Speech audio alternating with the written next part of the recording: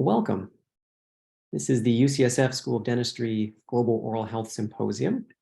My name is Benjamin Chaffee. I'm the director of the program in Global Oral Health at the UCSF School of Dentistry, and it is my pleasure to be your host today.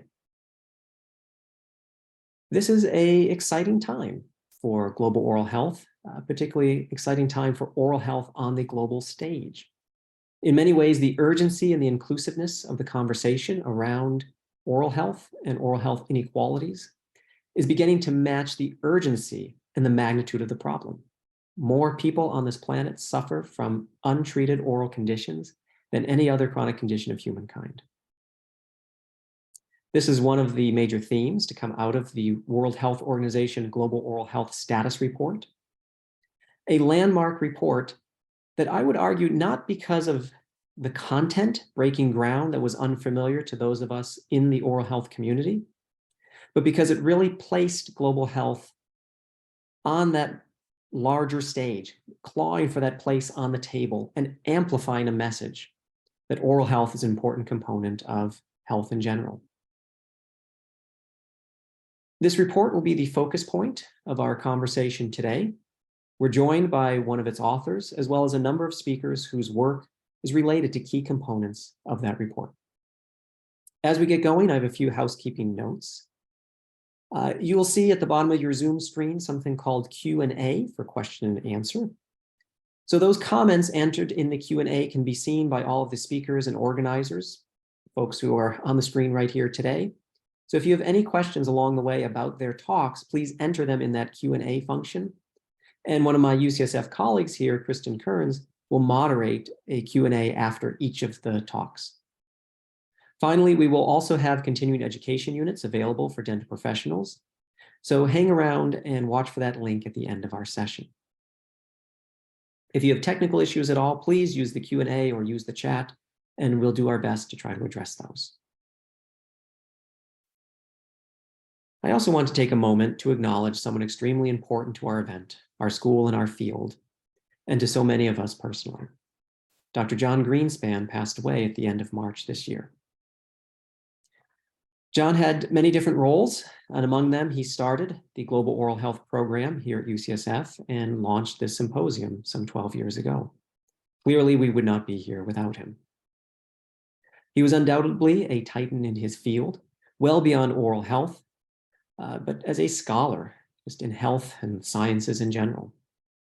He made pioneering contributions to the field of HIV and AIDS and understanding the pathophysiology of HIV, particularly in the oral cavity, as well as tremendous contributions to oral cancer, understanding Sjogren's syndrome, global oral health, and equity in global health.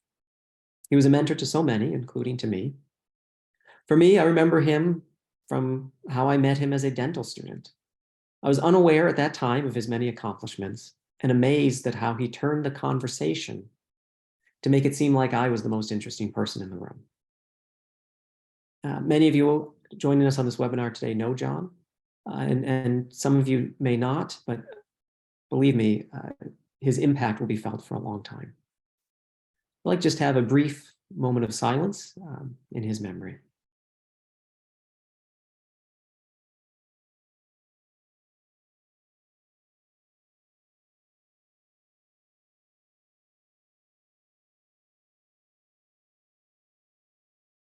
Thank you.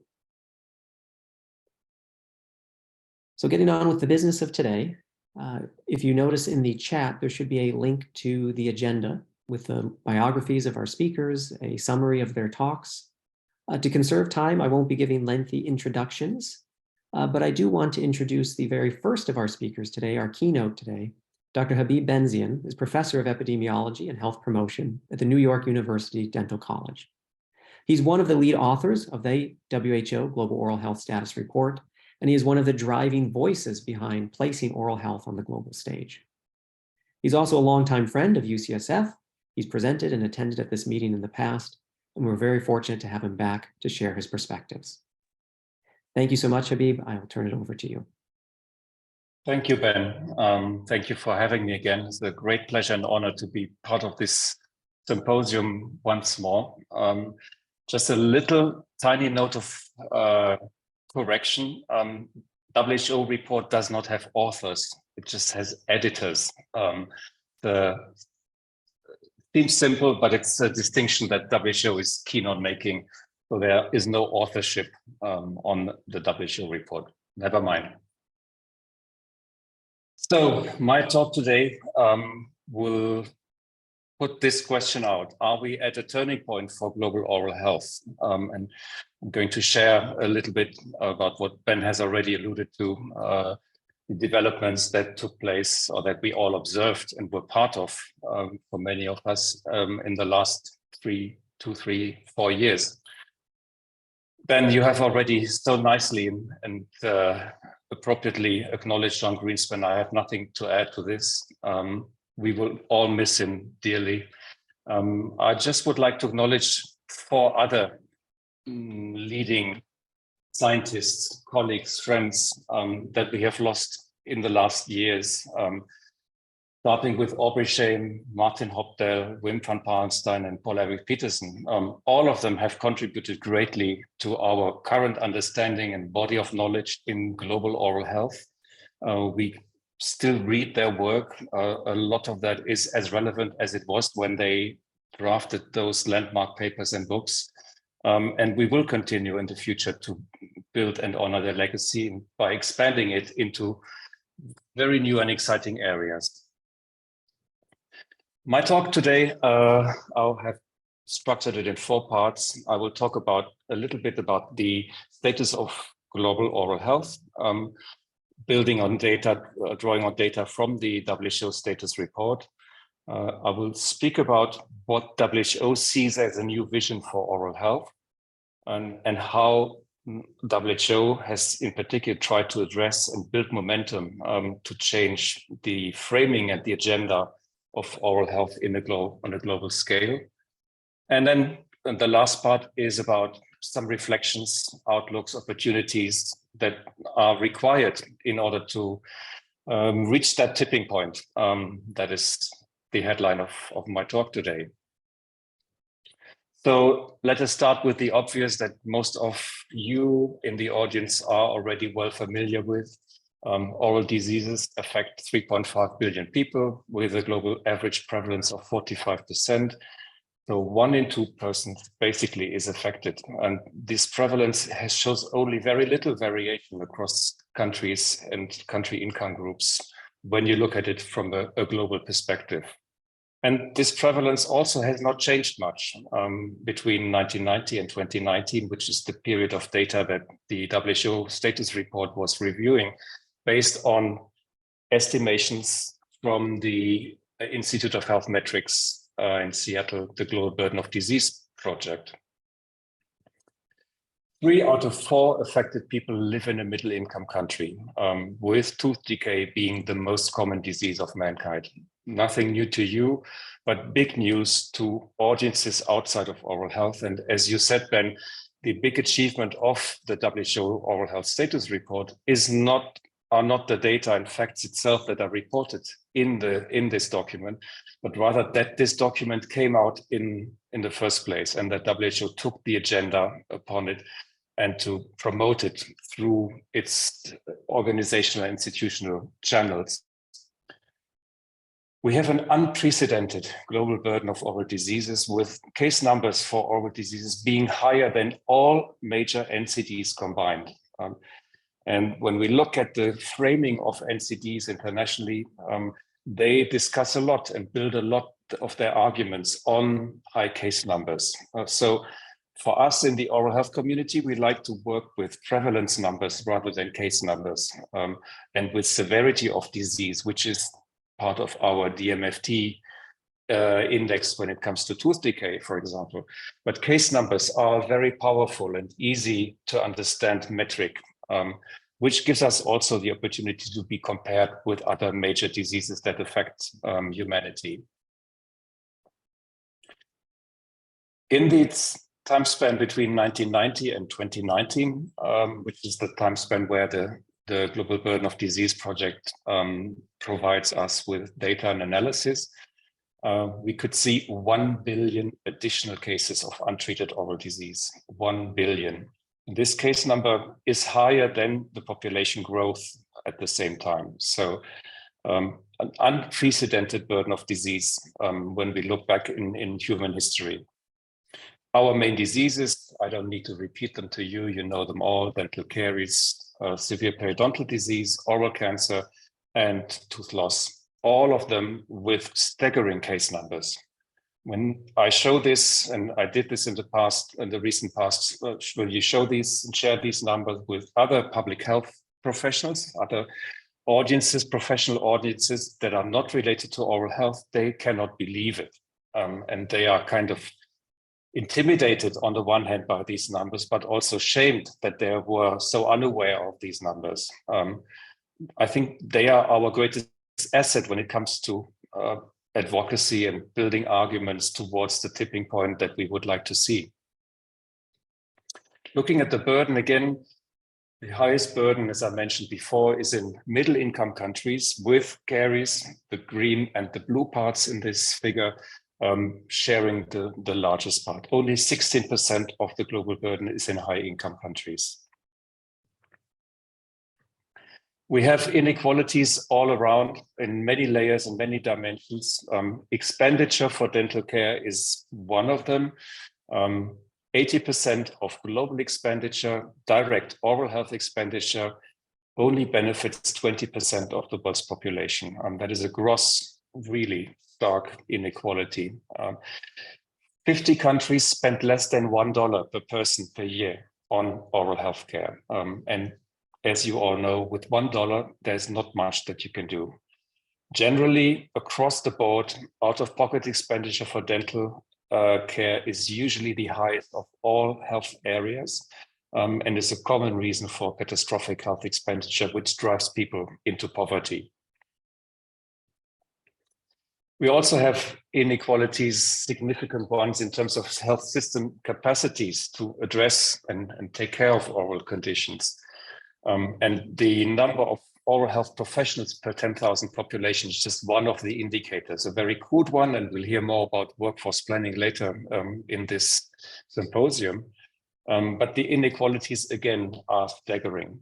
High-income countries have 20 times more oral health professionals than low-income countries. 80%, only 1.5% of all dentists worldwide work in low-income countries. It shows us where the imbalances are, where the need is the greatest, the ability to access care is the lowest. And I'm not going to talk much about risk factors, but a similar inequality pattern is shown. We can observe this in terms of risk factors, particularly in terms of sugar and sugar consumptions. We have an official WHO recommendation, which says 5 teaspoons of sugar per day. In reality, the global average is more than 20, and in many regions much higher than those 20. So I will not talk a lot about sugar as a risk factor, but it's one of the areas where I think as a profession or as an oral health community, we need to do much more work. And Kristen is here on the seminar in the context of the Lancet Commission. It is one of the key agenda items to discuss sugar in the context of commercial and other determinants of health and oral health. So the quintessence of the WHO's Oral Health Status Report is a very clear and strong one. The status of global oral health is alarming and requires urgent action. If you're familiar a little bit with WHO publications and public communications, you will realize that this sentence is a very strong one. You don't hear this very often from WHO with this intensity and this level of urgency that speaks from these few words. So I think it is a symptom, as you said, Ben, that WHO and the global community is realizing that so far oral health has been undervalued and has not been taken into account as it should have been. The Oral Health Status Report is accompanied by country profiles for each of the 194 WHO member states there is a one-page summary of key oral health indicators and other health and economic indicators related to oral health. So it gives a very simple and high-level summary and indication of the status of oral health in that respective country. And I can only encourage all of you to take a look at this. It's a very rich resource that in the future will be updated on a regular basis.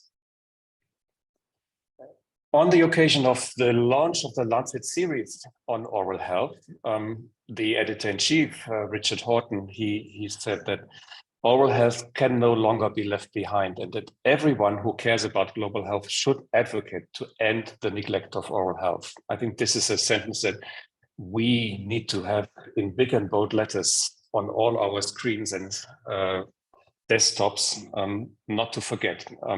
We have to work towards this in each and every one of us in our respective way. And there are many ways on how we can contribute to this agenda, to ending the neglect of oral health.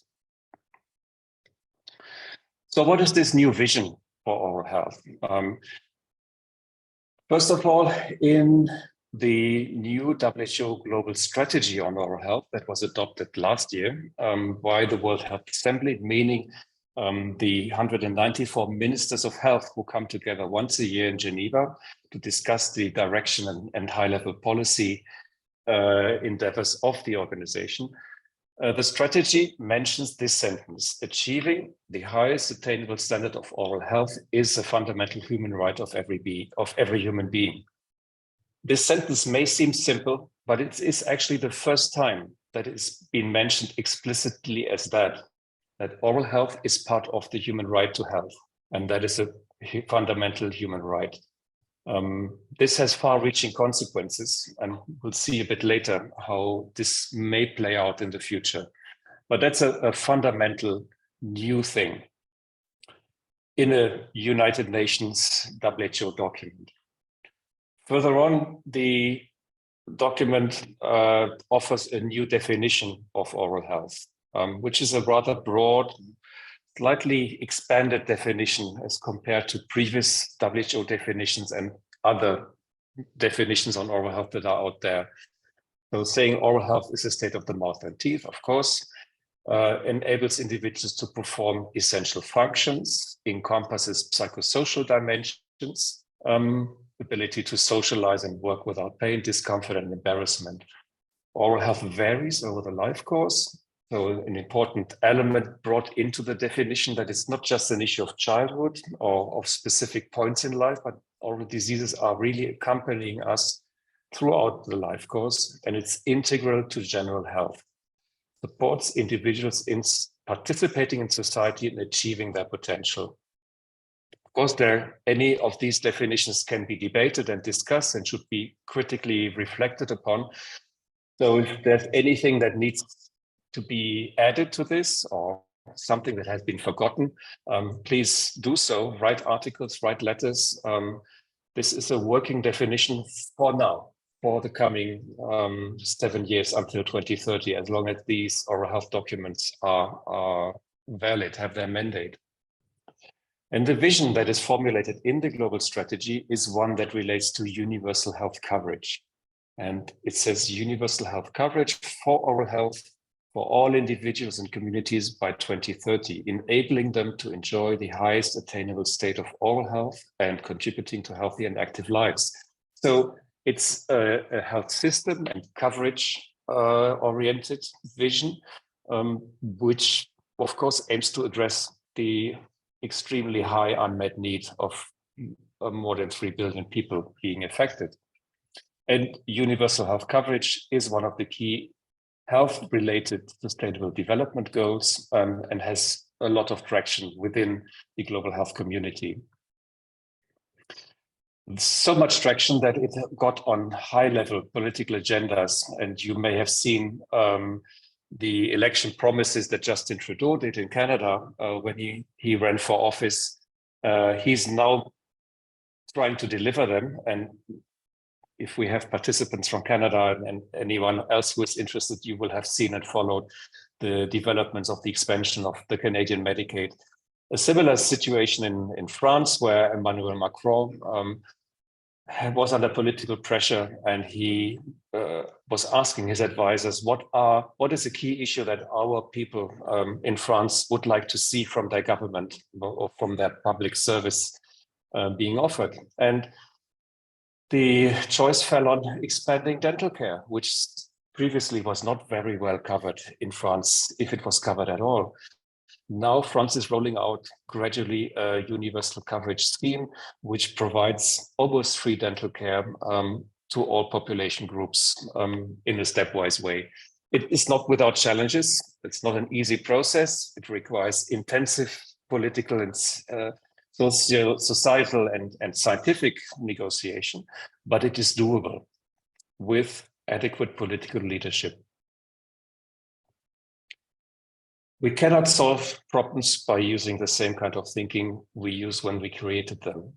And I think this is a nice summary of where we are in oral health and where we would like to go in solving those problems. So what is this new momentum around oral health that stems from the WHO policies? In 2021, a first resolution on oral health was passed. It was the first time in 14 years that oral health was on the WHO's agenda. This resolution had very strong support from member states. I think more than 50 country delegations took the floor and expressed their support to this document. The resolution includes kind of a status report, a little summary of where oral health was at that point in time, what the main challenges are, what the roles of different stakeholders might be. And this resolution from the member states gave the ball back to the Secretariat, to WHO in Geneva, by saying, please develop together with us a global strategy on oral health. Develop a global action plan and a monitoring framework, which will give us as member states and countries guidance on how we structure our own work in our respective countries. This resolution is a quite important document, and I would say this is a landmark and maybe the start of the process of moving towards a tipping point. These documents are very authoritative. They give the mandate. It's a mandate from member states given to WHO to become active in a specific area, and therefore they matter. So since then, at the adoption of this resolution, the Director General confirmed the general notion that oral health has been overlooked in the global health agenda, and that it is really time to make oral health part of a general global health and development agenda, and to reposition it as part of universal health coverage, which is a great statement to hear from the Director General, and it has created a lot of commitment and triggered action. The action that we have seen so far is last year, the adoption of a global strategy on oral health, which sets out rather broad brushstrokes on directions, guiding principles, key areas for action. Then we had at the end of last year the launch of the Global Oral Health Status Report, which sets a baseline for the status of oral health and health systems related to oral health. And this year in January, and again later this month in May, I think actually it's next week, the World Health Assembly will discuss a global oral health action plan. It is already available, and everyone can read it. It went through a phase of public consultation where many stakeholders around the world provided input and suggestions on issues to include, change wording, etc. So it's already the result of some civil society and government consultation. And next year we'll have the publication probably of best buys for oral health and a few other technical documents. Part of this whole family of documents is a global monitoring framework for the period until 2030, which marks the end of the Sustainable Development Goal validity. And countries are requested to report on a regular basis in those intervals indicated here on their progress in implementing the Global Action Plan. It creates, on the one hand, peer pressure, but it's also an incentive for comparison. It's a nice progress measurement that is also unprecedented. We have never in oral health had something like this. Those of you who are old enough to remember, you will recall for sure that in the 1990s, there were global goals for oral health, mainly or rather simplistic, disease-focused, caries-focused goal of a certain DMFT value. It created some momentum. It triggered some country action, but largely action related to measuring and for epidemiological surveys. And we had a flood of population studies about oral health status. Less so tangible action related to actually tackling this burden of disease. So the monitoring framework now, and I'll get to this in a minute, is a bit broader and looks at many different levels and indicators, not just on disease outcomes. They are actually the minority of indicators. All of this is not a guarantee for action.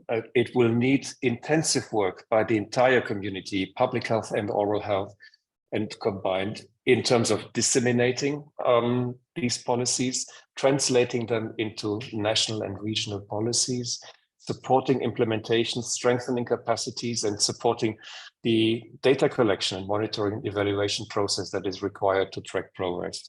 So it's a pretty comprehensive and massive agenda for the coming decade, or for the remaining time of this decade.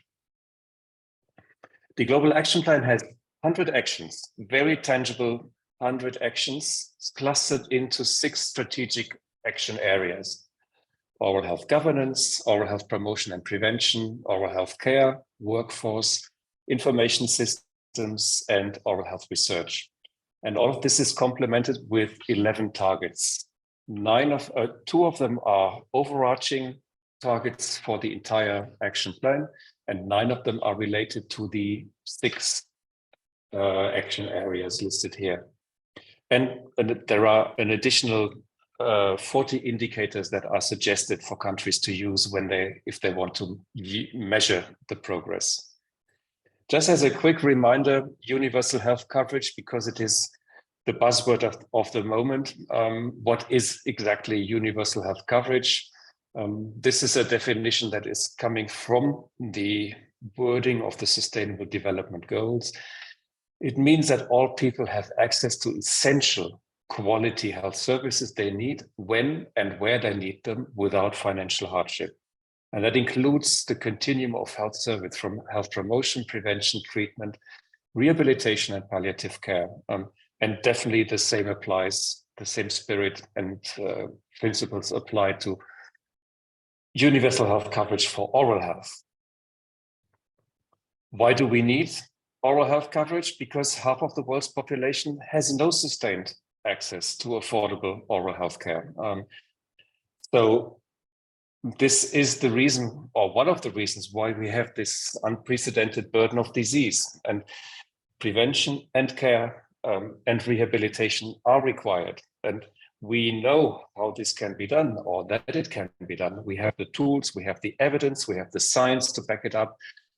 We need to find ways to turn this aspiration into a reality. So the action plan has, as I said, the vision to cover for coverage of with essential oral health services by 2030. The target is 80% of the global population should have access to essential oral health care services. This is the overarching target of the action plan. It sounds very ambitious. Current estimations are from the baseline assessment that WHO did, that somewhere between 20 and 30% of the world's population only have access to essential oral healthcare services. But the database is very, very sketchy and has probably lots of gaps, but the number is low and the goal here is high.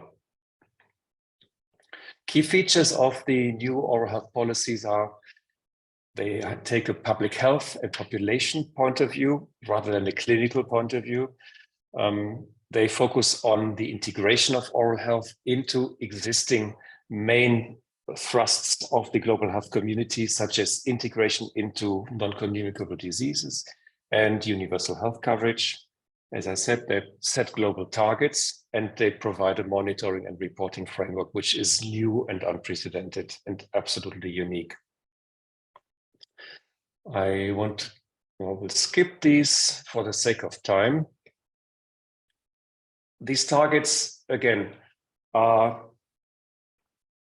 setting an incentive for countries because they also show what is possible potentially. They generate commitment and they are also ways to foster participation and ownership of the action plan, because those are international comparable targets where countries are expected to report upon, but they are also serving as benchmarks for their own internal national advancement.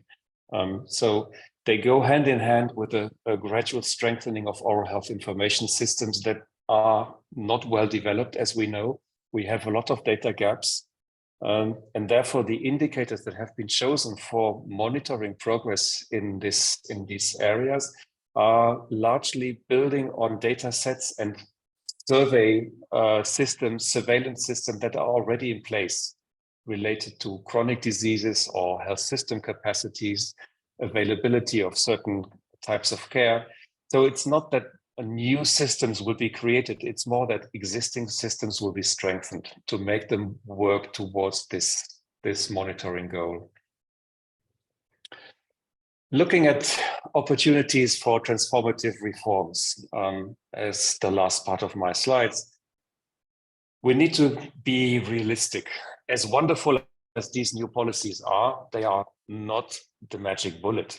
They cannot solve all our problems and challenges. They give important guidance and they come with the normative power that WHO, as the only global health organization that all countries accept, has. But the policies are not mandatory. If a country decides this is not for us, or we don't want this, or we cannot, it's up to them. There's no punishment or penalty for any country not following these policies. But the hope, of course, is that the more countries are taking these up, there will be certain peer pressure within regions, within neighboring countries that will foster and promote implementation. WHO policies, of course, are the highest level of guidance that can be issued from a UN organizations, but countries are still free to follow their own priorities and different processes. They may also adapt some of the goals to their own realities. That is all very welcome as long as things are moving, as long as there's tangible action. Some countries, and we've heard this criticism already, some countries say that this plan is just for poor countries. I would recommend to those saying this, read this action plan again and take a critical look at the status of oral health in your own country. No country has an ideal situation related to oral health, and every situation can be improved upon. And the action plan has tangible recommendations and action suggestions, options that apply to all countries, irrespective of their status of development. Some may say that these targets are too ambitious, so why bother? They are unattainable at all. Other countries may say, well, they are not ambitious enough. We want to go further. Fine. Every country is free to choose their own path, their own priorities, and be more ambitious or less ambitious. This is the nature of policies like that. We saw it with the SDGs. Some countries very quickly were able to achieve most of the SDGs. So what they did, they built their own framework on a national level that goes way beyond the SDGs. Thailand is one of the examples. Other countries are still struggling to achieve the SDGs in a given time frame. So there's a huge variation out there when it comes to capacities and abilities, and we should recognize this. So The policies, now the new global oral health policies, are what they are, but they are definitely a good start. And they are unique in providing this guidance. We have never in history, since the WHO exists, or a global oral health community exists, we have never had guidance like this. It is something that advocates have been working towards for a long, long time. And it's really rewarding to see that this is finally happening. But we are all very clear that this is only the beginning of a larger, bigger reform process that requires a lot of collaborators, supporters, champions, leaders in the wider global public health policy arena and across other sectors. One of the avenues that has been used in the past and is also part of the action plan is integration. Integrating oral health interventions and prevention into other areas of healthcare and other sectors of public health. Mother and child health is a clear important one. School health programs are crucial. And we need to look at new workforce and delivery models for oral healthcare. We need to take seriously the wider team approach. We need to look into expanded job descriptions of non-dental health workers to deliver certain oral health interventions. And we have evidence that things like this are working. Some countries have taken on these models for 70 years, like New Zealand, with great success. Why are other countries not using it? We need to look into these reasons and political barriers that are obstructing progress. We also need to take a critical look at our oral health research enterprise. As academics, of course, this is very close to our heart, and many of us see our reason for being as part of a research community. We want to advance oral health globally or nationally or in our communities. But many areas or many aspects of oral health research are kind of not yielding the societal benefits that they possibly could have. So these are just 5 points that I took from another lecture related to reorientation of oral health research. We need to move away from just analyzing and describing inequalities. We need to work and conduct more research into how to address those inequalities, which is part of implementation research. That also includes that we need to look at a wider mix of research methodologies. We need to include system science, social science, economics, anthropology, etc., etc. All of these science disciplines have interesting methodologies, interesting ways of thinking about the problems that we think can solve with pure biomedical research thinking. But we need to look beyond that and embrace those new reflective ways of analyzing our problems. We need to think about the priorities. You may remember that some 10 years ago, IRDR had the Global Oral Health Research Priority Agenda developed. And when you look at it nowadays, it seems strange that public health and population research was only one area out of 10, or I can't remember exactly how many there were. So we need to think about what type of research, what type of knowledge gap are there that we want to fill, and how do we go about this in the best possible way to create the highest possible societal value of our research. We need to make sure that our research is independent, transparent, fully accountable, and independent from any other vested interest, and particularly commercial interests. Of course, we are all desperate to look for research funding, and some companies are offering us sometimes support in doing so, but we need to be very careful that we do not enter into any conflicts of interest and that we maintain independence of our research. And COVID, lastly, has shown how important an effective interface between policy and politics is, and policy making. So where are we in our oral health research community with this? Are we cooking our own soup? Are we able to draft a compelling policy brief about the findings that we have produced with our research? So we need to leave our ivory tower, get our hands dirty, and bridge that gap where we say we need to educate policymakers and decision makers about oral health. Yeah, but how do we do it? And what is it that we need to understand from their world to enhance the effectiveness and impact of our research? Those are just a few thoughts on the research side.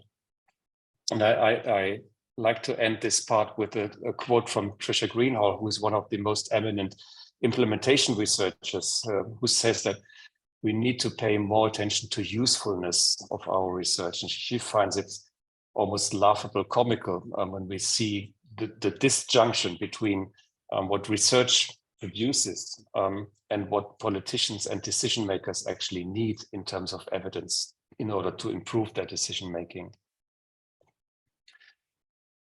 Lastly, I think we have a few new frontiers in oral health that have emerged in recent years and may continue to emerge as we move towards 2030. You may have seen this article in the New York Times or in other news outlets about a class action lawsuit in New York, where a group of patients were suing for expanded access to oral health care. They were saying, we have teeth that could effectively be saved, but because we cannot afford it and it's not covered in our Medicaid insurance package, teeth need to be extracted. And the lawsuit was granted, and now the regulations have to be amended to cover dental care. This may or may not be, depending on local situation, an avenue to actually get the legislative system moving and to get politicians to think about what it is that is covered by health systems and addressed by health systems. And that takes me back to the initial notion that now there is the recognition that oral health is part of the basic human right to health. We have to see how this plays out then on a national level and to what extent this can be leveraged to improve coverage situation, maybe even through litigation processes. We have good examples on how this was done in the tobacco, in relation to the tobacco industry. We may even consider doing something similar or taking a similar route with sugar and food industry, those who produce unhealthy commodities that significantly harm oral health. All of this goes hand in hand with a more intensive and bolder framing of oral diseases as issues of social justice. And that includes uncovering structural discrimination, racism. We need to decolonize oral health because there's a large uncovered, undiscovered, and unknown agenda related to colonial legacies and coloniality in relation to oral health. This is part of the work that the Lancet Commission is trying to tackle at the moment. And we also need to take a very critical look at the political economy of oral health, because the current system as it is benefits many, mainly insurances, big practice groups. It's a massive organized business that yields tremendous profits to shareholders and those who are part of the system, to the detriment of people who are actually in need of care, even of simple basic care. So we need to look at this with a much more critical view and try to find out how these mechanisms work and what are effective ways to address those issues for the benefit of oral health. I end with a quote from Paul Farber, who says that we find ourselves at crossroads. Health can be considered a commodity to be sold, or it can be considered a basic social right, but it cannot be both. And the same applies for oral health. Most definitely, I'm deeply convinced. In summary, and maybe leading then to our discussion, the status of oral health is desperate and gives strong reasons for accelerated action. And the policies that we have now at hand from the WHO are an unprecedented opportunity for political commitment and reform. We need to overcome the neglect of oral health, but this requires deep reform and changing concepts and paradigms that we have been working with, or the sector has been working with for a long time. This transformative change needs political leadership, commitment, alliances of stakeholders, and we need to look at our dental research enterprise and new avenues for critical reflection and action. Since I'm currently based in South Africa as a fellow at the Stellenbosch Institute for Advanced Study, which I would gratefully like to acknowledge, making it possible that I'm sitting here at the moment. Nelson Mandela said, it always seems impossible until it is done. I think keep this in mind as we move along. Thank you.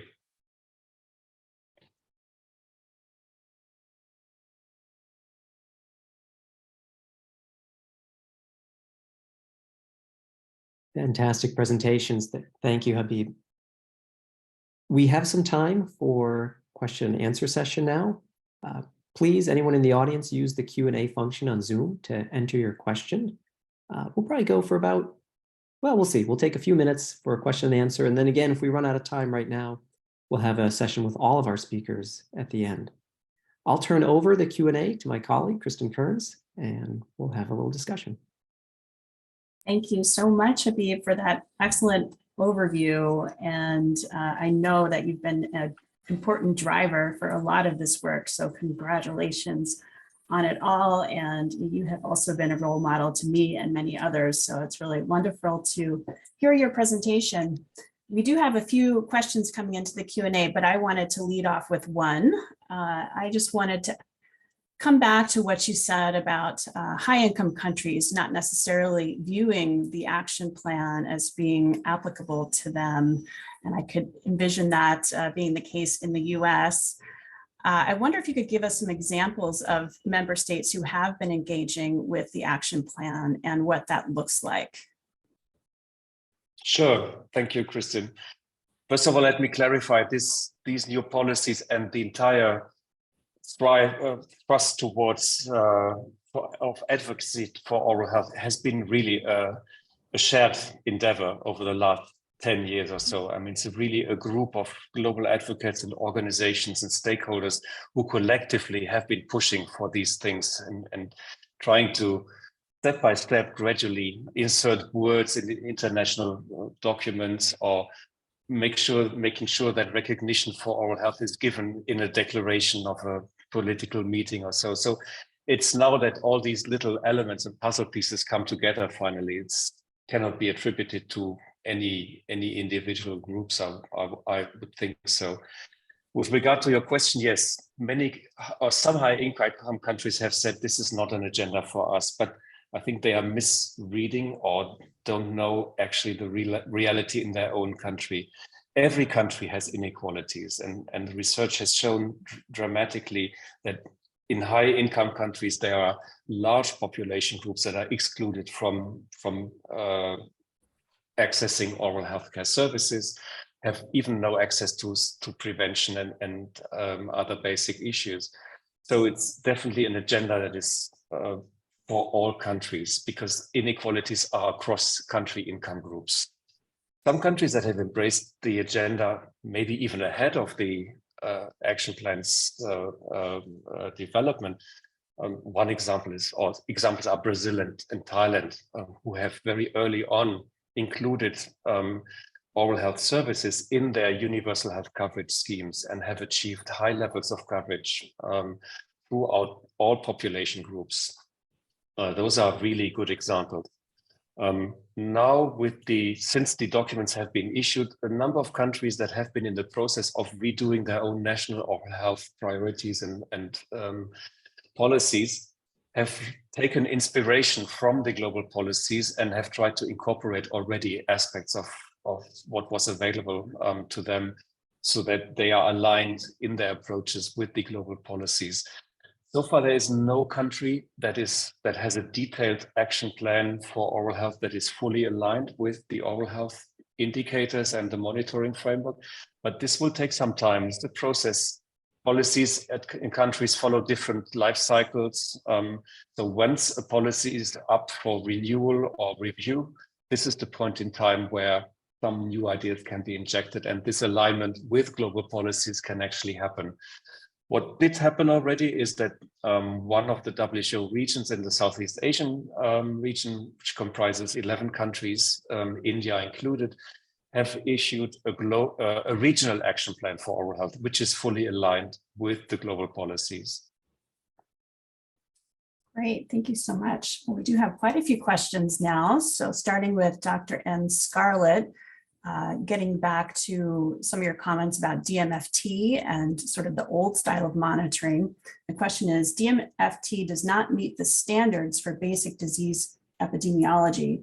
While it has been used historically, many cardiologists have adopted ICDAS and other more accurate epidemiologic measures, which are more accurate, reliable. If you have 3 caries and 3 filled teeth and you still have the same DMFT, for example, can you discuss the value of a common definition of caries based on science rather than a 1930s screening tool that does not account for mixed dentition or access to care? Yes, very pertinent question. And we could spend an entire workshop just discussing DMFT and caries definitions. I completely agree with that comment. And that's also why the WHO status report does not report a single DMFT figure. For those who may have gone through it and done a word search, perhaps, it is not used. The only metric that is used are the metrics of the Global Burden of Disease project. And nobody is saying that they are ideal, but they are the only available at the moment where we have estimations for every country in the world. There are great challenges with the methodology, and looking only at prevalence and case numbers has its limitations, particularly in the disease where we as oral health professionals like to count severity as well. And DMFT gives us an idea of severity. In the global burden of disease logic, a case of caries is just one surface affected by caries. While with DMFT or other indices, you can do much more and quantify the degree of affectedness, so to say, in very different ways. But for the sake of comparison and for the sake of integrating oral health with all other diseases that are addressed, that have to be addressed on a global scale, and the GBD system looks at more than 300 diseases and conditions, it is important that we use the same metrics as other disease groups use, rather than our very detailed specific metrics that are so difficult to understand to non-dental people. ICDAS, because you mentioned it, is definitely a tool that has a lot of advantages in many ways, but it's also very complicated and very difficult to explain to someone who has never had a look at a tooth or understands how progression of caries works. So this is why, for now, it seems very pragmatic and logical to go with the metrics that the Global Burden of Disease project suggests. Thank you. Okay, moving on to another question. You mentioned the Lancet Commission. There's a question about how does the work of the Lancet Commission build on the WHO work, and what are the expected products anticipated from that report?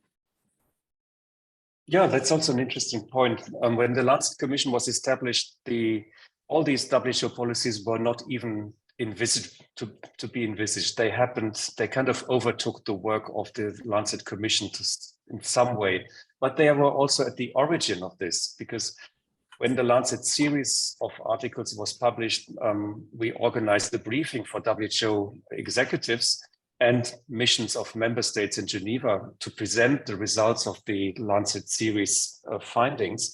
And this triggered 2 countries in particular, Sri Lanka and the Netherlands, to take the lead in developing this first oral health resolution in 2021.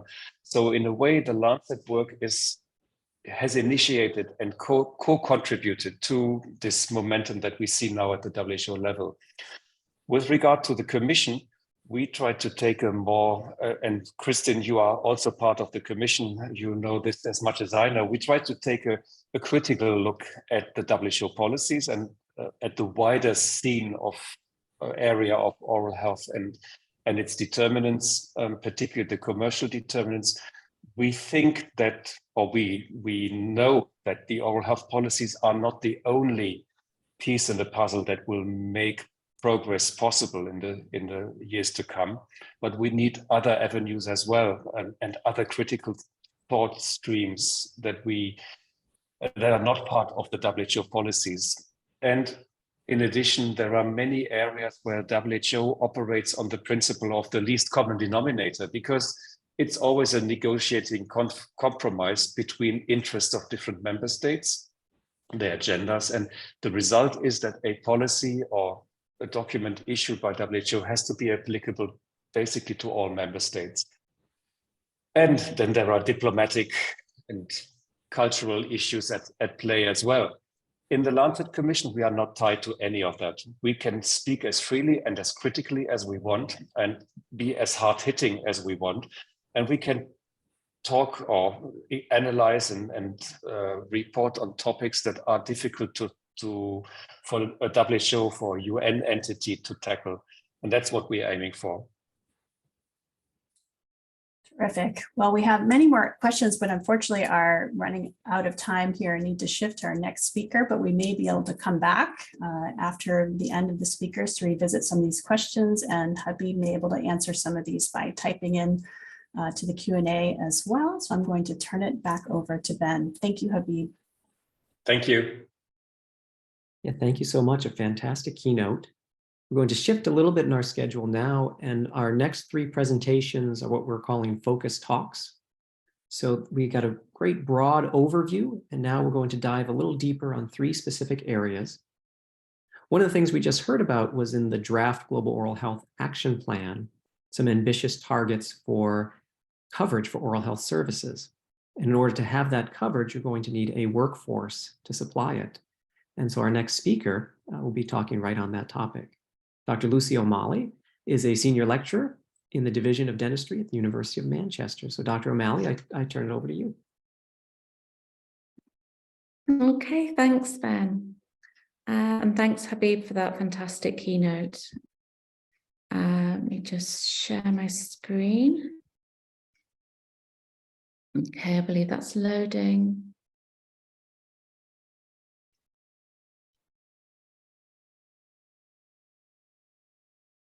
Looks good. Okay, great, fantastic. So I'll be talking about workforce planning in oral healthcare and thinking about the important components to be considered. In particular, I'm going to discuss a scoping review that we carried out, which will outline what the literature tells us about how we are doing with workforce planning in oral healthcare at the moment, what the implications of this are, and where should we go from here. So first of all, I think it's really important to remember that what we're talking about here is people. The workforce is made up of people. The patient population are made up of people with their own lives and agency, who make decisions for a whole host of understandable and not so understandable reasons sometimes. And I think it's sometimes easy to forget this when we start talking about workforce planning, because staff become stock and patients become population numbers. But importantly, workforce planning is it's an aspect of designing a system of care that works for both patients and staff. So in designing this system, we need to get the balance right. And we need to ensure the delivery of the right care in the right place at the right time by the right number of people to those most in need. And we need to do this by planning the right numbers of workers, because too few workers may negatively impact on patient access and care. Too many workers threatens the healthcare system sustainability. But how do we get this right? What is the right number?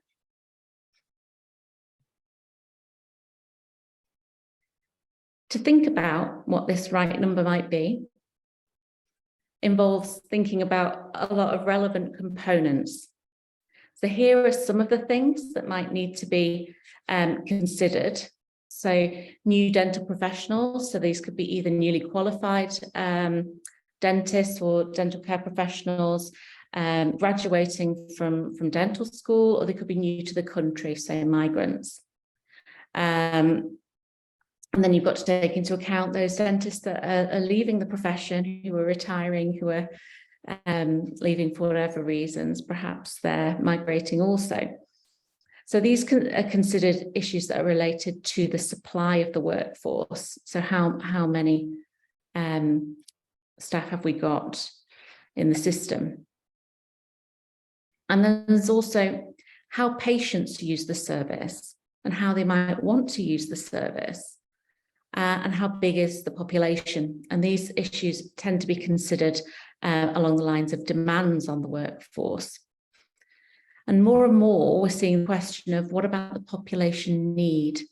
How is need being considered, and how do we integrate this into the mix? And it's complicated. Another issue to consider is what we want our healthcare systems to do. Do we want to be offering a minimum safe level of care to treat disease and keep people out of pain? Or do we want to be offering a system with a high level of choice and provision for patients? So these are issues that will be specific to the context being addressed in each case. So managing supply and demand is very challenging. But how can population needs be considered? Needs change over time and they depend on context. So workforce planning has to be integrated with service delivery planning, and the allocation of resources and models need to be responsive to changes in the population health and also to technical advances.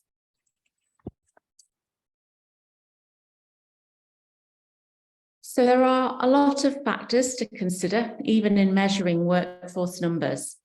These are some of the issues that need to be considered in terms of inflows and outflows alone. Aside from this, working out the current numbers of dental professionals can be really tricky. Most countries will have a list of registrants. It's not possible to know from this usually how many of those registrants are working currently and also how many hours they're working. So instead of talking about the headcount of workers that are available, it's the full-time equivalent is more relevant to planning for systems. Another important note is that what is considered to be demand can be misleading in the healthcare context. In other areas, it may well be possible to consider the use of a service to represent demand for it. But in dentistry, patients are not very well equipped to be able to determine their own need for care. Patients may have a perception of their need, and in some cases, they'll know they need care because they might be in pain. But disease could go untreated for a long time, leading to far worse outcomes for patients and higher costs for the health system. And this could be in terms of tooth decay, or it could be in terms of oral cancer. Demand for services does not reflect need because it cannot account for unmet need in the population. Sometimes we'll see that population number is conceptualized as demand in terms of workforce planning. It's more straightforward. Current population numbers can be used and projections of population numbers can be used. It still doesn't tell us anything about need, particularly how need will change over time. We might be seeing larger populations, but we'll be seeing populations with different levels of need, different types of treatment that are going to need to be offered to those populations.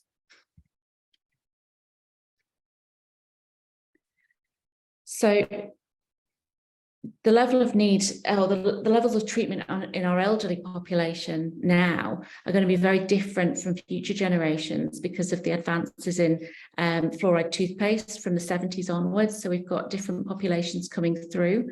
We'll be having different needs once these populations become elderly than we're seeing in the elderly populations at the moment. There may be further innovations and improvements to come in terms of productivity. So more use of skill mix may make workforces more efficient. So we need models that can be responsive to these changes. So thinking about needs-based workforce planning and what we know, much of the evidence that's been developed so far is from general medicine and nursing. And this is helpful when we're thinking about oral health workforce planning, but the different ways in which oral health services are planned and funded, as well as the different ways in which patients use those services, mean that we do need to look specifically at planning the oral health care workforce. So patients, for example, will attend asymptomatically in many countries for dental checkups. And that's particular to dentistry. We don't tend to see that in general medicine. So to look at how we are doing oral healthcare workforce planning at the moment, we decided to conduct a scoping review. And the aim was to identify and describe different workforce planning models being used to drive the oral health workforce planning, and to assess how these models address the health needs of populations. In terms of the methods, we followed a systematic approach. We searched the academic literature databases and the grey literature. We included models if they projected workforce numbers and if they were specific to oral health, and a narrative synthesis was conducted. So these are the results from the search. We had nearly 4,000 records in the academic literature and almost 500 in the grey literature. This led to us including 42 reports detailing 47 models. And this was because some of the papers reported on more than one model.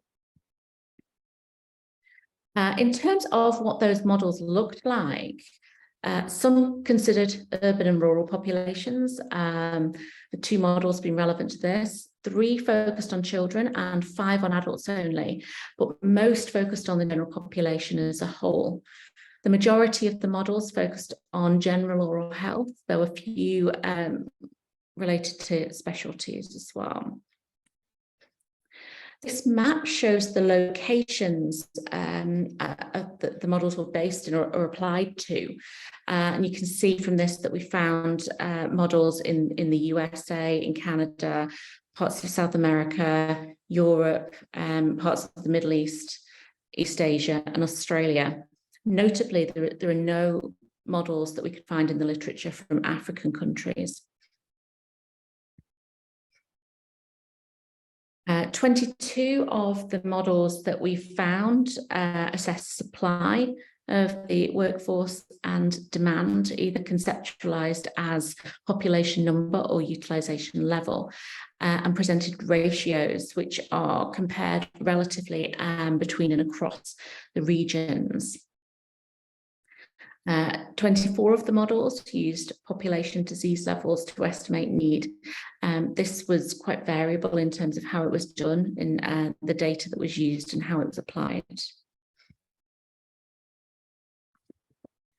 So in terms of the ratios that were coming out of the models included in this review, there was a huge range, with various models predicting required ratios of dentists of 2.32 to 82.34 dentists per 100,000 of population. So obviously the variation in the context of these models is significant here, but I think the wide range serves to show just how variable the predictions can be. And commonly, the models tended to cover supply and demand. Some models did attempt to include an element of needs data, but it was highly variable in terms of appropriateness. For example, childcare use data is sometimes being extrapolated out to a whole population, to the general population, because it's the only available data. And there are no standards for what is acceptable as population needs data. Now, this falls back to what's available.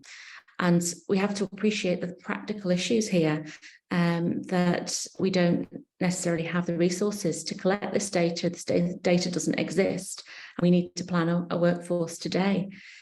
But that is not to say that there should not be standards as to the minimum necessary data required for accurate estimation, and that's something that should be worked on. I think I've skipped ahead too far. So there was a focus on headcount as well over full-time equivalent data, which means we're unable to factor in the changing nature of the workforce. So, for example, in the United Kingdom at the moment, we're seeing the growth of what's called portfolio careers, where dentists are working part-time more and more and engaging in vocational activities in the arts and sports in order to better enjoy their lives and their work-life balance. And more dentists and choosing to work part-time, both male and female. So this needs to be taken into account also when planning the workforce.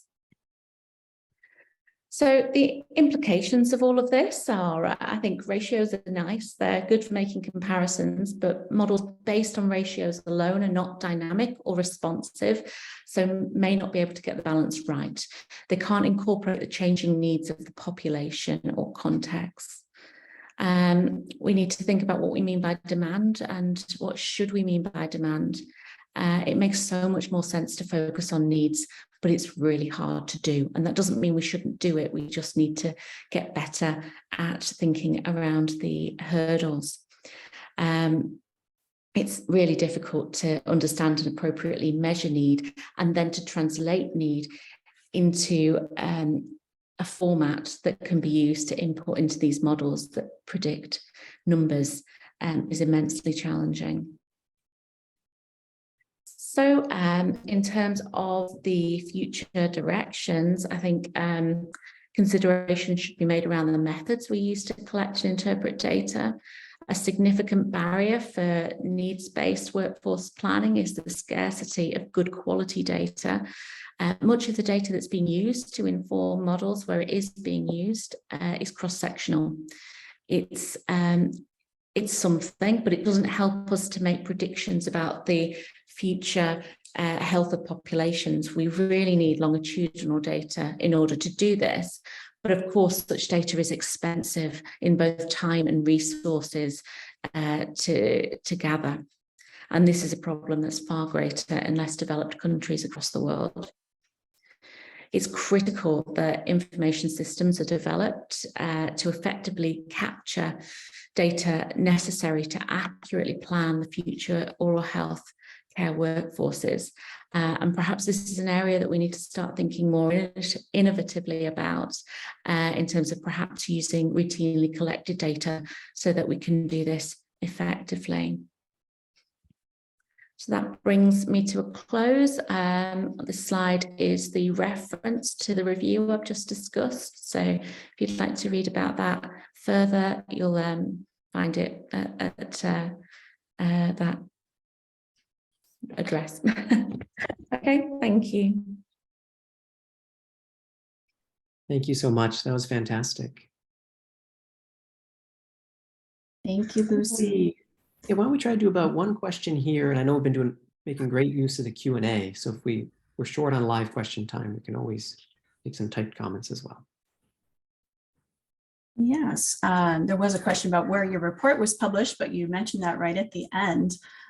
Lucy, I actually wanted to ask you, in these papers that you were reviewing, is there any mention of some of the controversies in the workforce space as to who should be doing the work of oral health care? Much of what you reported on was very dentist-centric, but as we know, there are many in the workforce, even outside of dentistry, who can be doing oral health care. Can you talk about that a little bit?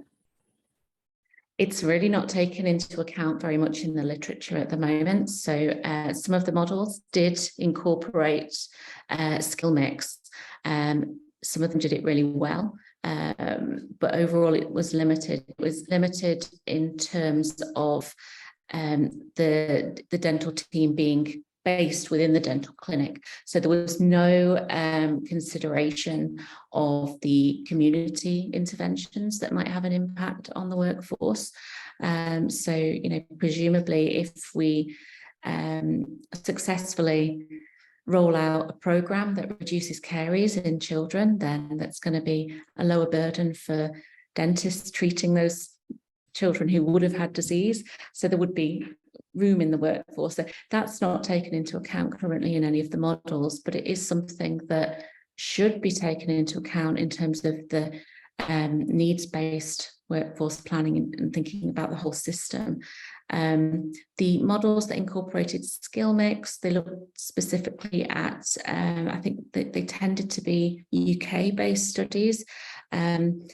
It's very controversial here sometimes about who does what in the dental team and how well it works, and the incorporation of dental hygienists and therapists so that they can work the full scope of practice and get the team working together. I think there's an awful lot of work that we need to do around that as well. And then maybe just one more quick question. There was a question about technology, that you had mentioned technology. And the question is whether technology can be used more effectively for oral prevention and promotion in some of these new needs-based workforce models. Or productivity is something that would come in for that. So yeah, presumably advances in technology should make things more efficient in the workplace. There should be ways of working can be improved with the changes in technology. I mean, particularly if you're able to use CAD/CAM in primary care settings and print with 3D printers, it should help to reduce the burden of time for patients, and perhaps that'll have an impact on workplace efficiency. It's probably something that more research needs to be done on, but potentially, yes, technology advancements should have an improvement, should see improvements in workforce productivity and efficiency. Terrific. Thank you. Back to you, Ben. Thank you. And thank you, Lucy. If there's any more questions on that talk, please just add them to the Q&A. One striking element of the Global Oral Health Status Report was the stark inequalities in oral health. And that doesn't happen at random. There are biological and social underpinnings. And that is the topic of our next presentation. Dr. Noha Goma is an assistant professor and associate director for research at Western University, Canada. The floor is yours. Thank you very much, Ben.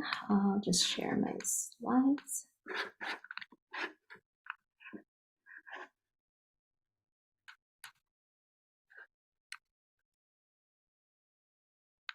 Okay, everybody see it okay? Yeah, that's good.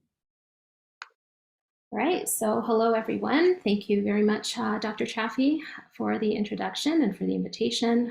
Thank you to all the attendees and participants. It's definitely a great pleasure to be here. So my talk today will answer 3 questions that center around oral disease from a slightly different angle, which is how it lies at the social to biological interface. I will start with a critical reflection of the theoretical models that help us contextualize the biological consequences of structural inequality. I will also talk about its relevance to practice and potentially policy informing, and then highlight a few examples from oral and non-oral health literature that also can give us context to how structural exposures can become biologically embedded, along with some future research recommendations. I would like to start with sharing some key resources that have guided this area of work over the past while, which I currently consider as classics, particularly the work of Nancy Krieger on embodiment, Tom Boyes, who's actually a pediatrician and professor at UCSF, as well as the work of the late Dr. Clyde Hertzman at the University of British Columbia. With regard to oral health, most of the concepts that I'm about to share today were summarized in this recent paper down here, in case anyone is interested in exploring this area of work further. As Habib and Lucy have elaborated very eloquently, the recent WHO Global Oral Health Status Report has shown us that 3.5 billion people around the globe are affected by oral diseases. We know that that the burden of oral diseases is inequitably distributed between countries, and it is socially patterned within countries, meaning that in any given country, those who bear the burden of oral diseases are those affected by poverty, minority populations, including Indigenous people, immigrants, and racialized communities.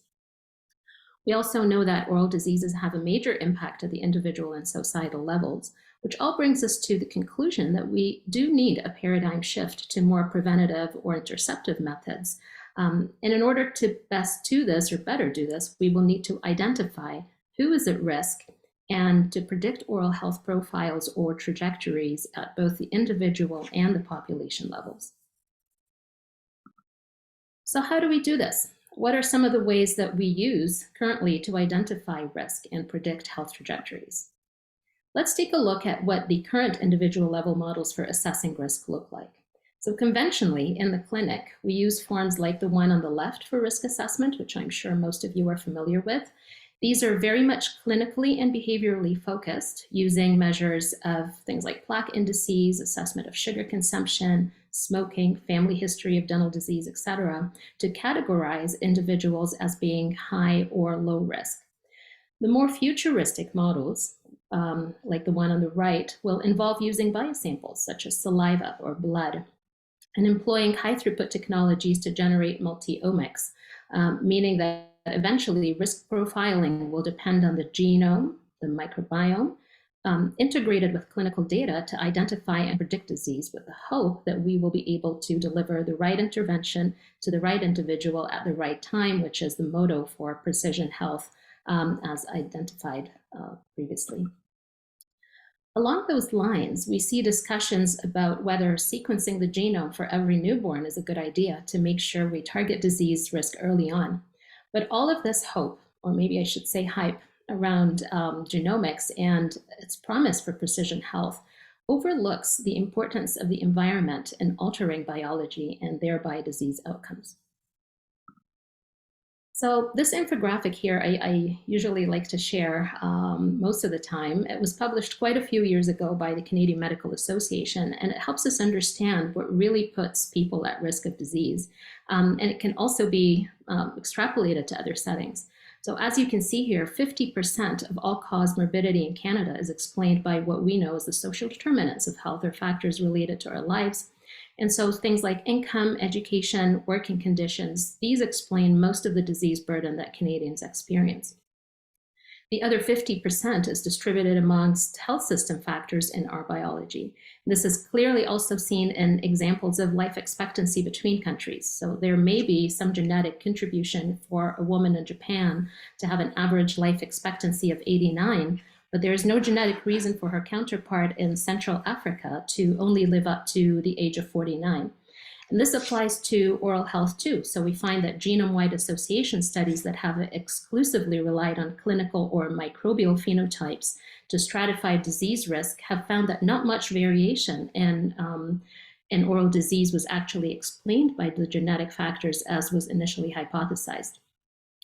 Even behavioral factors are deeply rooted in the fundamental structural determinants that find their way to get under the skin, or maybe even under the gums, to alter our biology and our omics, hence the term the socio-exposome, and in what I like to refer to usually as being the biology of social adversity. And this brings me to the concept of embodiment. Embodiment is grounded in the biopsychosocial model. In the conceptual glossary for epidemiology, Nancy Krieger states that we, as humans, are social beings and biological organisms. And she further highlights that bodies tell stories about and cannot be divorced from the conditions of our existence. To visualize what this means, let's take a look at this diagram here, which breaks down the pathways by which structural factors can transcend into things like poor neighborhoods, precarious social and living conditions, which we know from the non-dental literature at least are associated with altered brain structure and function. In some of our recent work, we have shown that these exposures are associated with hyperactivity of the hypothalamic pituitary adrenal axis, which is the biological stress pathway, contributing to health-harming behaviors and further triggering a cascade of responses that can alter the multi-omics, such as the epigenome, the microbiome, and so on and so forth. And this process occurs intermittently and cumulatively over the life course from conception onwards. So why is this important? Why is it that we need to get into the details of biological embedding? So the relevance of this is first because it helps us incorporate a social dimension to biological risk stratification. It helps us establish causal links between the social and the biological and provide further evidence on the social origin or the social underpinnings of biological differences in oral health. And finally, and importantly, is motivating policy action and driving public opinion on the impact of poor social conditions on health. We generally know that arguments on the links between social exposures and health can come across as being impactful when accompanied by evidence on the biological consequences of poor social exposures, and that these may even be passed down, potentially contributing to the intergenerational transmission of social disadvantage. Now, there are several approaches to studying biological embedding, or the biology of social adversity, that we and others have explored over time. These mechanisms include things like cumulative inflammatory load, or alterations in stress-regulating brain regions, as well as allostatic load, which is the wear and tear on several systems and functions due to the prolonged exposure to stressors, looking at the differences between socioeconomic groups or racial ethnic groups in this association. So for example, in one study, using NHANES data in American children from 2001 to 2010, we found a significant association between allostatic load, or again, the wear and tear on several body systems, and untreated dental caries. And this relationship was significant across different racial and ethnic groups, with a larger magnitude of the association, as you can see here, in Black and Mexican American children than white children. More recently, several discussions around the area of social epigenetics have emerged, and we've been diving into this emerging area, which basically studies how structural and social exposures can alter gene expression.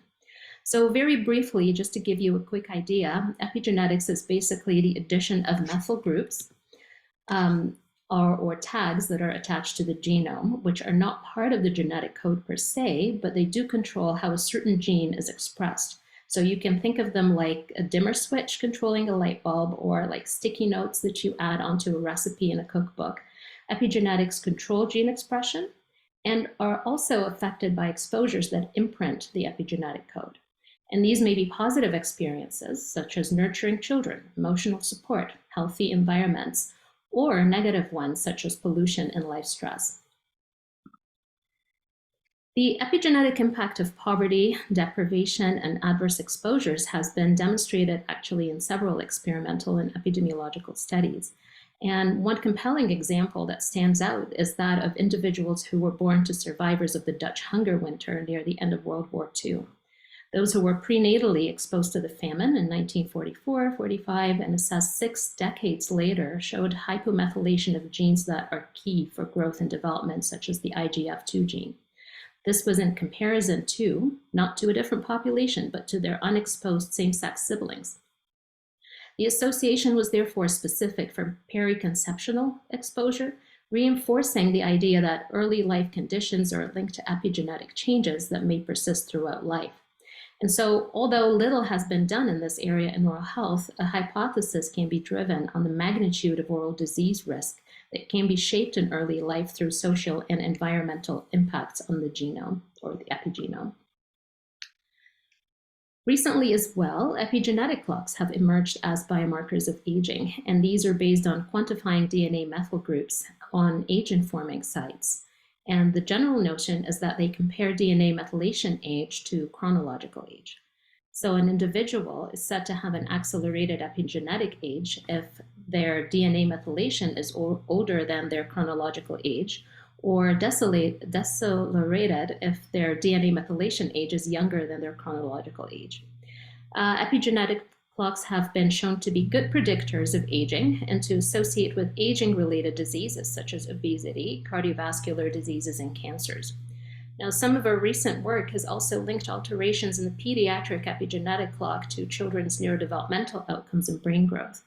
So it's important to highlight here that DNA methylation age was shown to be sensitive to positive or negative social and behavioral exposures such as life stress, socioeconomic status, or nutrition, and so on.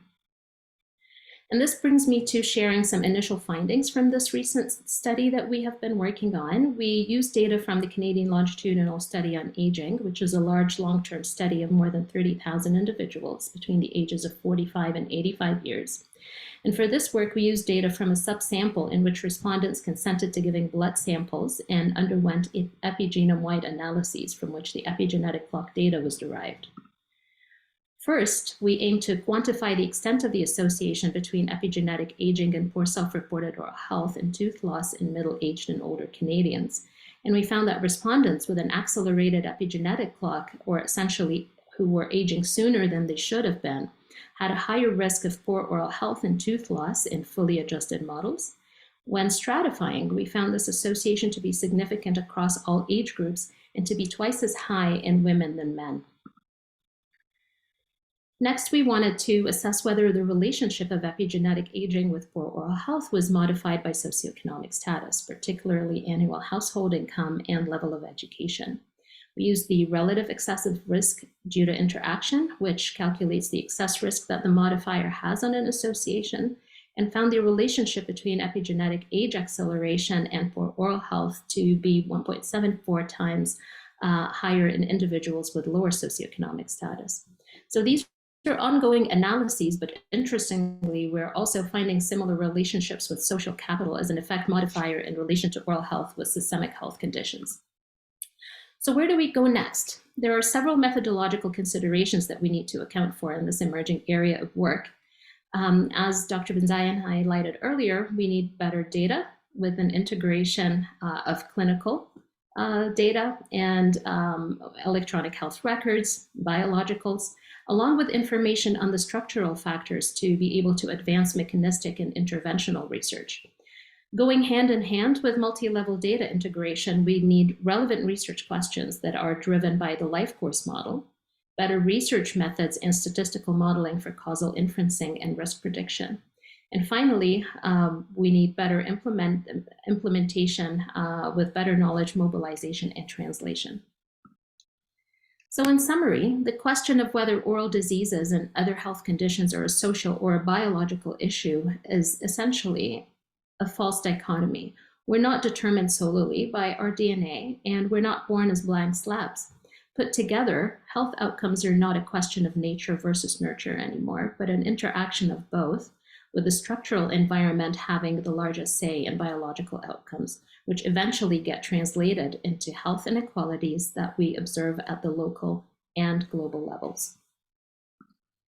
So with that, I would like to thank my team members and my lab collaborators. And if anybody has any question later on, my contact information is down here. So let me know if you have any questions. Thank you all for your attention.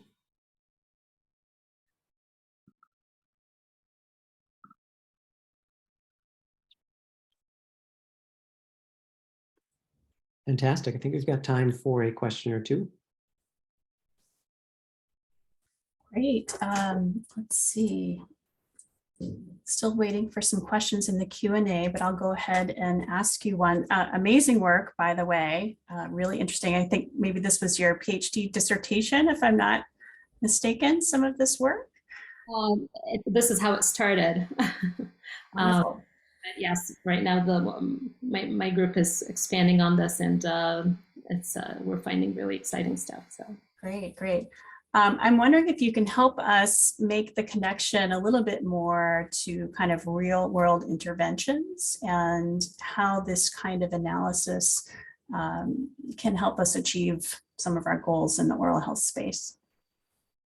Right, so great question. So while this is, basically mechanistic work, I think the next step for us would be to start looking at how interventions can change our biological outcomes as well. So going along with the argument that, you know, when we see that social factors and related interventions are actually affecting biology and getting down to the level of the DNA to change our risk of disease, I think this is you know, going to be impactful if we are able to see how dental interventions, with particularly things like access to care or cost-free access to care, does it reduce stress levels? Does it change disease risk at the epigenetic level? Yeah, so in this context, this is where we'd be headed next. Great. Let's see, I don't think we have any other questions in the chat. Oh, maybe one more here, I see. So the question is, how might your approach help apportion the relative contribution among social exposome factors, genetic factors, and healthcare access? Right, so great question. Thank you, Dr. Gansky. So it's, so as I was mentioning, looking at access to care issues, we know that, you know, there are definitely a lot of inequalities amongst groups, and being able to demonstrate, and this is actually, we're currently looking at a clinical trial trying to see if providing cost-free access to dental care can in fact have some impact on biological outcomes in addition to the outcomes of oral health. So we're trying to pull together data in that aspect to be able to look at this from a multi-level dimension. Thank you. Back to you, Ben. Yeah, fantastic. And thanks for making that talk very accessible for a broad audience. Thank you. Time to turn to our final speaker for the day. And I think we'll see a lot of connections to various topics we approached already, particularly as it comes to inequalities in oral health. We heard in that last presentation a small mention of social capital playing a particular role. And in this talk, we're going to dive a little deeper into exactly what that means. So our speaker now is Dr. Tiago Ardenghy. He's an associate professor of pediatric dentistry at the School of Dentistry at the Federal University of Santa Maria, Brazil. So please, Tiago. Okay, thank you, Ben.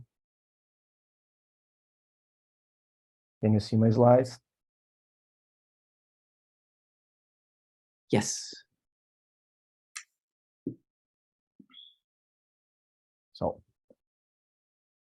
So thank you, Ben, for this kind introduction and all the attendees in this presentation, and also the previous speakers.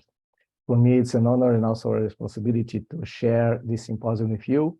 And my presentation will be focused on the role of social capital in children's oral health, rather than stress the roots of this concept. The goal is to share some insights and some reflections from a cohort study demonstrating the positive consequence of social capital and the main challenge we are facing when conducting those studies. I will start with a picture, in fact, a famous picture of São Paulo, the largest city in Latin America. In 2004, the photographer Tuca Vieira captured the image of the Paraisópolis. Paraisópolis is the largest favela, which is next to a wealthy neighborhood. This photo became very famous, and when a journalist asked him what does the photo show in his opinion, he promptly answered that it's clearly an illustration of social inequality. Interesting that almost 20 years later, we can see that the picture of inequality still persists and became even worse along the last 4 years in Brazil. This persistent scenario has also been demonstrated in other countries, making the analysis of the social determinants of health a priority as recognized by recent papers and by the WHO Global Oral Health Strategy. Inequality, as it was pointed out, can affect oral health by different pathways and during the life course. But for those who work with children, its impact is more evident and even more violent in children and adolescents. This is a picture of a 15-year-old child from a Black poor community nearby my city, Santa Maria, the Quilombolas. The Quilombolas are the current inhabitants of Black rural communities made by descendants of African-American slaves. This teenager only came to us because of a community effort. I mean, in one of their weekly meeting, when they discussed a series of problems of this community, his mother asked for help to find a dentist. And then one member of this community came to us because we had some friends in common. When we went to this community, we are planning to start an oral health survey in the city, and then we decided to start two main projects. One, to help and to treat these children, and another one to collect some data to understand the effect of this social structure and individual networks on oral health. At that time, when we are studying what kind of information we should get, we have considered the theoretical model proposed by the Commission of Social Determinants of Health of the World Health Organization. As we know, this model consists of the main two blocks, but also include a transversal component which represent social capital. We have published a first paper on this score, and our first result demonstrate that those children living in a more socially structured community had better oral health related quality of life. We are aware of some bias we had, especially because of the cross-sectional nature of our data set. So we followed these children for 2 years, for 7 years, and they have been following ever since. So in this presentation, I will show some results that we have on how sociability has been impacted the oral health of this population, and also some challenge that we faced when conducting those studies. The first challenge was, and the most confusing aspect for us was, has been the lack of consensus concerning the definition of social capital. There are several definitions of social capital, but they all have in common that social capital concern social networks, the reciprocity that arise from them, and the values of these for achieving mutual goals. If you look at the dental literature, most of the studies regarding social capital has been describing these terms in two distinct concepts. The first one is that social capital represents the research available to members of the community. And this tends to emphasize social capital as an attribute and analyze it as a contextual influence on individual health. In contrast, the social network theory defines the social capital as resources that are embedded within an individual social network, and it's more an individual attribute. Whether social capital is an individual or a collective feature is still debated. When we start to perform these studies, we follow the concept of social capital as a multidimensional and multi-level concept, including social research that evolve in accessible social network that facilitate access to return, which can benefit the individuals or the collective. So this multi-level nature, which implies that the same dimension, structural or cognitive, can act at different levels of aggregation, that is individual or collective. Some divergence in the concepts also reflect the divergence on how to measure this. So in the literature, social capital is commonly measured through indicators or proxies, which are theoretically linked to the concepts, both at the individual and the community level. So despite these controversies and criticisms, there is a growing body of evidence in suggesting that high levels of social capital can benefit health and oral health. This is the same pattern for general health has been demonstrated for oral health. In this study, we systematically evaluate the association of individual and contextual social capital with oral health outcomes in children and adolescents. Our results demonstrate that social capital was predominantly assessed through features of social support, social participation, and social trust, such as family or friends visit group, member group, close friends, school involvement, and religious attendance. At the contextual level, most of the study considered social capital as the number of informal institutions in the neighborhood, such as cultural community centers, work association, and church as an indicator of social capital. If you look at the most of the papers use as the outcome, dental caries, oral health-related quality of life, gingival bleeding, and self-rated oral health. If you look at the results, when we look at the random effect model, we can see that child and adolescents with lower levels of social capital, of individual social capital, had a higher prevalence of poor clinical and subjective oral health. When I mean poor clinical, I mean dental caries and gingival bleeding, and when I mean subjective outcomes, it's especially related to the oral health-related quality of life. So if you look at the contextual level, the same pattern could be observed, but with a stronger impact than we had seen in the individual level, especially for the subjective measure. One of the main questions arising from this systematic review was that what will be the theoretical explanation for such associations? And if you look at the literature, it has been pointed out the three main mechanisms for this association.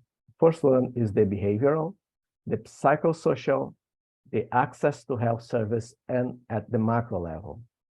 The psychosocial pathway acknowledges that social capital exerts a protective effect on oral health via buffering the impact of stress. The behavioral and use of dental service pathway suggests that social capital can affect oral health through the dissemination of habits, and at the collective perspective, social capital exerts, for instance, a contextual effect on individual health by the diffusion of health knowledge and access to oral health service. However, to data, there is scarce information on the pathways on which individuals and social capital can influence the oral health, considering a long period of this individual, especially from childhood to adolescence. So we conducted a study, which is part of a PhD thesis of Dr. Connors, one of my former students, to explore the different pathways on the relation of social community and individual social capital, considering two main outcomes: dental caries and oral health related quality of life, and considering the transition from childhood to adolescence. Specifically, we would like to test the hypothesis that high individual and community social capital would directly predict lower levels of dental caries and better oral health related quality of life after 10 years of follow-up. We also test the indirect effect of individual and community social capital on these outcomes by psychosocial, behavioral, and use of dental service pathways. So this is a 10 years prospective cohort study involving preschool children from Santa Maria. Santa Maria, for those who don't know, and probably most of you, is a southern city in Brazil and had an estimated population of 300,000 inhabitants, which include approximately 9% of children under 6 years. We are very near from Uruguay and Argentina. We follow a systematic probabilistic sample involving all children aged from 1 to 5 years old who attended primary health care units in the municipality on the National Children's Vaccination Day in 2020. So this cohort study involved the baseline and 3 follow-up assessment considering 10 years of follow-up and a response rate of almost 70%. We collect data from dental caries using the ICDAS, from oral health related quality of life using 2 different questionnaire, and it's because of its questionnaire are age specific. And we collect data on individual and collective social capital. We also test the possible mediators between social capital and oral health measures according to the theoretical explanation pathways. So sense of coherence was evaluated to represent aspect of the psychosocial pathway, and information on the use of dental service and frequency of tooth brushing were collected to represent dental and behavior pathway. So this figure displayed the significant pathways of the most parsimonious model that we had. So greater community social capital at the baseline directly predict lower untreated dental caries and better oral health related quality of life after 10 years. And we can see that although individual social capital at baseline was not associated with oral health outcome over the time, features of social trust at the last follow-up was directly linked to untreated dental caries. So also higher levels of untreated dental caries, lower frequency of tooth brushing, and lower sense of coherence directly predict poor oral health at the follow-up, oral health related quality of life at the follow-up. We also test the direct and indirect effect association between social capital variables and the outcome. And in summary, our finds show that social capital at the community level had a strong and direct impact on dental caries and oral health related quality of life from childhood to adolescence. The impact of social community was mediated on dental caries over time, was also mediated by psychosocial, behavioral, and use of dental service pathway. In addition, we can see that individual social capital indicators at the follow-up was indirectly influenced dental caries and oral health related quality of life through sense of coherence. So what this study highlights? So the study highlights that intervention aiming to improve social network and trust among individuals may improve their oral health. Furthermore, incentive for implementation of formal institution in neighborhood may also be relevant to oral health promotion of their residents. So interventions, for instance, focus on enhancing sense of coherence may also be relevant, since this seems a relevant psychosocial predictor and mediator of oral health during the childhood and adolescence. So the future challenge that I would like to share with you, and some future challenge that we are facing in conducting new study, is that one here. So the literature still lacks a valid and standardized questionnaire that allow for a global comparison for using in child. So there is new possibility for measuring social capital beyond the traditional measure, also considering, for example, the interaction obtained from online social network. It's also important to emphasize the scarcity of qualitative study exploring the relation between social capital and oral health outcomes. So we believe that use of this method may be useful for better understanding of individuals' perception of their social network and social support. And future challenge are especially related to the development of intervention and health promotion action to stimulate social capital, aiming to reduce the impact of social inequality on oral health through the life course. I would like to acknowledge my main collaboration. The first one is Dr. Jessica Knorst, my former PhD student, who was the first author of this paper, and Dr. Mario Viana Vettori, who was the co-supervisor of this thesis. Considering what we have been pointed out until now, in Brazil, there is a hope. In this month, President Lula launched the new law that guarantee oral health to all Brazilians through the unique health system. So we are investing more than 100 millions of reais for supporting a lot of actions aimed to improve the oral health of this population. For this, I would like to highlight that all this data can be accessed freely by contact me by email. We are open with the framework of open science, and this is my main social support, and all the questions we can do answer me, and I can answer you by email. So thank you for everyone, and I open to share some questions with you.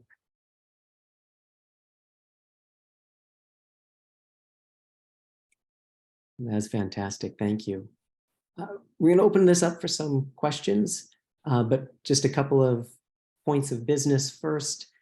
Keep an eye on the chat. We're going to be posting 2 links. One of them is to an evaluation survey for the symposium overall. Please do complete that. It's in the chat now. It gives us, great feedback, give us suggestions for topics and speakers you'd like to see in future years. Also, before the top of the hour, in the next couple of minutes, we will get the information for continuing dental education units for dental providers. But first, I'll turn over to Kristen Giago for some questions. Great. We're still waiting for questions in the Q&A, but in the meantime, I have a question for you. You mentioned encouraging a sense of coherence as an intervention to address social capital or improve social capital. I'm wondering if you can help us make the connection between coherence and improving oral health outcomes. Okay, thank you for your question, Christian. In fact, it's an excellent question. And if I had time, I would provide some evidence for at least one oral health promotion action that we had, considering the enhancing of sense of coherence and the results that we have when we promote this health activity and enhancing in oral health related quality of life. So sense of coherence can act as a buffering factor of the stress of health inequality, and it is related to the psychological things and psychosocial pathway. So if you can enhancing the sense of coherence of these children, especially those adolescents that we had, it may be at least better oral health related quality of life, and the new results we have, for example, a greater use of dental service after this kind of interventional. Okay, great. Let's see, we do have a question here. This looks maybe more related to some policies related to school children, but maybe you can comment on this as well. So considering the role of school meals in shaping children's dietary habits, what are the key barriers hindering the integration of policies to reduce sugar consumption in the context of school meal programs? How can dental professionals, policymakers, educators, other stakeholders overcome some of these barriers? Not quite sure that's exactly related to social capital, but maybe you want to comment on that a little bit, since that's the population that you've been studying. I think that it's related to all the speakers that we had here today. But one of the main challenge when reducing sugar consumption is related to the population or debate and population and high risk approach. So here in Brazil, we are working with the population-based approach to promote the reduction of sugar consumption. We had one, I would like to share one good paper on one good research that Benjamin is also a co-author of this, related to the new politic of nutrition in Brazil. And if you go to a population approach to reduce the sugar consumption in newborn baby, so not at high risk approach, but a population approach to reduce this, considering education and considering build social and public health place to be healthy, it's be more effective than to, for example, reduce sugar consumption by a high risk approach or considering high risk individual.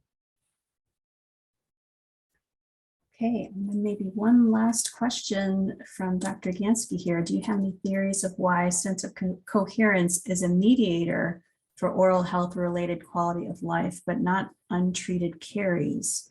Might positive or negative effect impact both? Actually, I'll have you answer the first part there. Go ahead. Okay, in fact, the sense of coherence is a mediator factor for oral health related quality of life because both of them are subjective measures. In fact, both of them are patient reported outcomes. So it's more related to subjective outcome than the objective outcome. Perhaps if you test in another population and with more a large sample size, we can see the same pattern of mediator. So this is the theoretical theory that it can act as a buffering effect for example, the oral health related quality of life. So that's the main hypothesis that we test.